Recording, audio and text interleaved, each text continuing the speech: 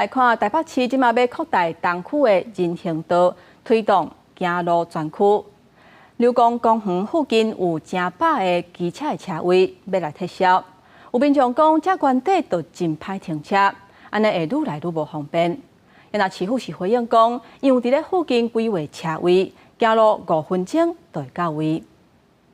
不论是平常时或者是假日，台北市东区拢是有不少人伫遮踅街买物件，人真多。不过，即马市府为进行流公公园绿农工程，31开始清除周边95个机车停车格，甲3新种机车停车格。因为我绕了2圈都找不到车位，我就一直等了半个小时，还是没有车位。那这附近就已经够难停了，而且这里人潮又这么多。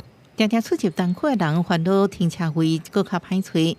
台北市府规划除了绿公公园后边机车停车格涂销以外，U-Bike 站点也会刷走。目前双向车道会改造单侧车道，就是要清出空间，让过路人来行。搁伫市民大道4段附近，也就是行路5分钟的巷仔内，增加机车停车格。对安尼改变，当地里长讲，居民也是有无共款的想法。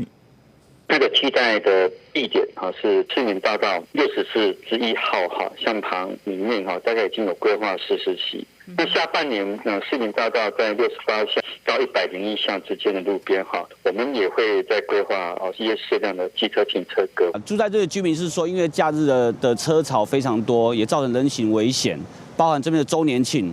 那他们是倾向也是支持这一块的。那在附近上班族还有部分少数的居民是持反对的。市府表示，为营造好的行路加相关环境，民众开车、骑车以外，也鼓励利用节分紧急相关，应维持好的行路品质，严减少噪音、空气污染。这工程会在明年2月完工。记者综合报道。